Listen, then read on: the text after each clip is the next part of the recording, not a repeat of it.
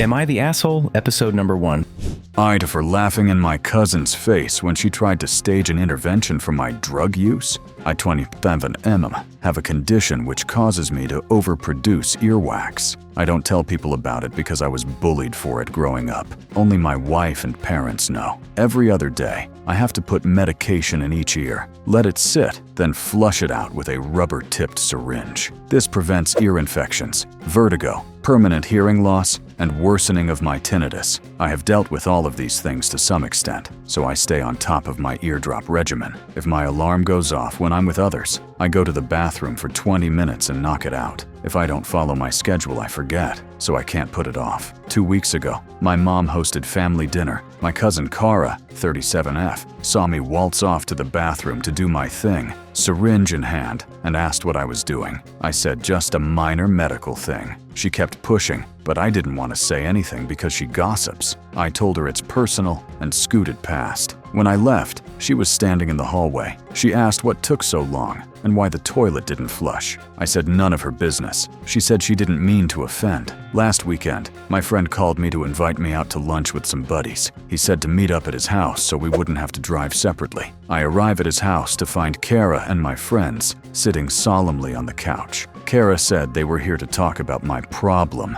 and that they just wanted to help. I said there is no problem. Suddenly, it clicked in my head what this was about. I couldn't help but laugh a little bit out of shock. She asked what was so funny, and I said, "First of all, why didn't you talk to my wife or my parents?" She said she didn't want to involve my enablers, which just made me laugh harder. She looked annoyed and said she was done trying to help. I said that's all right by me. She stormed out. I explained to my friends. They knew I have a condition but never pressed me on it. I guess when Cara approached them, they thought I was lying. Obviously, I'd rather they know than worry about me being an addict when I'm not. I thanked them for their support anyways. Cara had apparently reached all of my friends through my social media. We all got a good hearty laugh out of it, which Cara must have heard, because she was, of course, eavesdropping. She burst back in and told me to tell them the truth, to which I said I did. My friend kicked her out. We went for lunch, and I thought that was that. My mom called me yesterday and told me she had talked to Cara about the whole thing and explained. She said Cara was very upset with me and essentially called me an asshole for not explaining and laughing in her face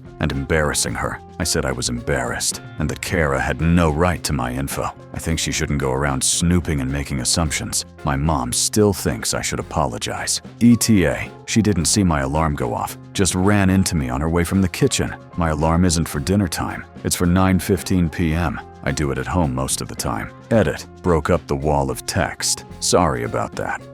AITA for telling my dad there will be no making up for missing my high school graduation. I'm 18 member graduating high school at the end of this month. My dad dropped the bomb on me 2 nights ago that his stepdaughter, 14 Waf, has an award ceremony for some competition she entered and won in another state on that same day, and that she really wants him to be there. He told me he couldn't possibly make it to both, and since his wife and their children together will be going, he needs to be there too. He told me he would make it up to me and we could celebrate another time. I still live with him, not for much longer. My mom died when I was 7, and my dad got married again when I was 11 or 12. It's been a few years anyway. His stepdaughter never knew her bio dad, so my dad has accepted her as his own, and he has prioritized her a lot in the last 5-6 years. It doesn't always show in the most obvious ways, but it can be felt. Father or son time was put on an indefinite hiatus. And instead, Dad told me we needed to include her in our time together, but he also spent time with just her for father or daughter time.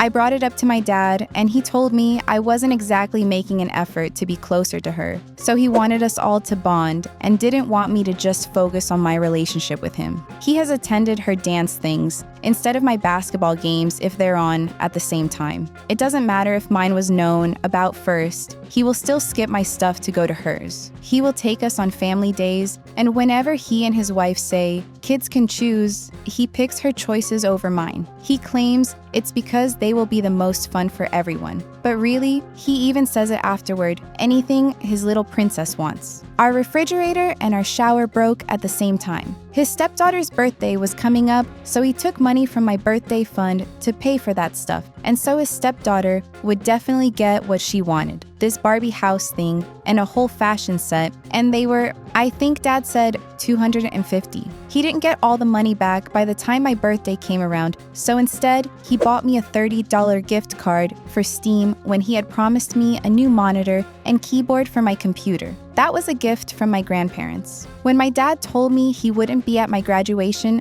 to go and support her, I told him there is no making up for that and he can forget about being included in my life going forward. He told me he would make it up to me, and I told him I will always come second to his little princess, and I'm not going to be okay with that. I told him he's discarded me for the last time. Dad begged me to be reasonable, but I walked away. Then I invited both sets of grandparents who agreed to come. His wife told me I could have come with them, and I don't need to attend the ceremony, but could support my sister. I said her daughter's not my sister, and I do not want to support their family anymore, and I will be out of their hair soon. She called me selfish and told me I can't deny her daughter a dad. AITA?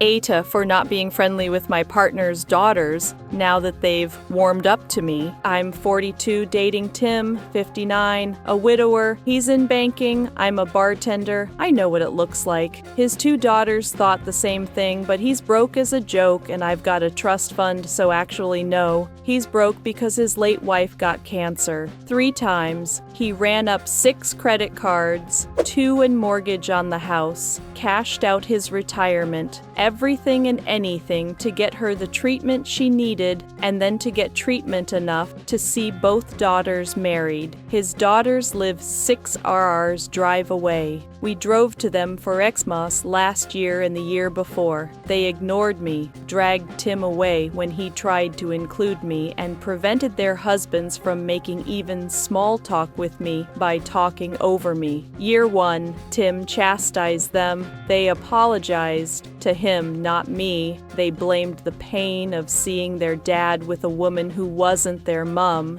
Year 2, they did it again. This year, I told Tim not again. He could go. I would never ask him not to see his daughters for Xmas, but I'll stay here. Tim didn't love the idea because me going with him means we can share the responsibility of driving when his back starts to bother him. He hates to fly. His 2010 death trap is starting to go anyway, so I leased him a comfy luxury ride. My brother has a dealership. He called the girls, super excited that he'd be able to see them more often without having to worry about his back, who then blew up and accused him of spending their mother's money on a full house and car to impress some bimbo bartender and didn't offer them a dime for their weddings. In the ensuing argument, it came out that they assumed there had been a life insurance policy,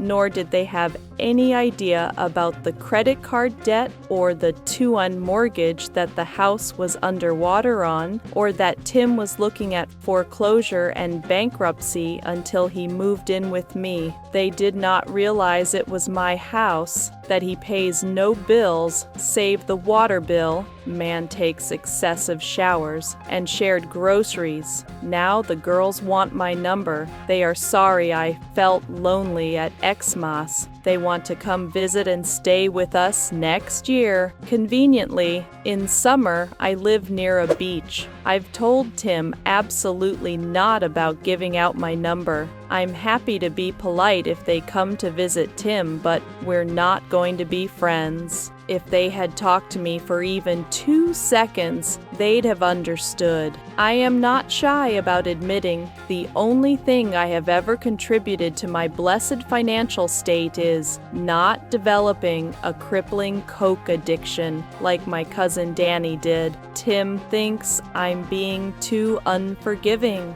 They would have warmed up to me eventually, but knowing how generous I am being with their father has made them warm up quicker. I maintain I don't care about now or later. They had their chance to not be catty brats over incorrect assumptions that I was taking advantage of him. Thanks a lot for watching. Share your own stories in the comments and check out our other videos. Take care. See you soon.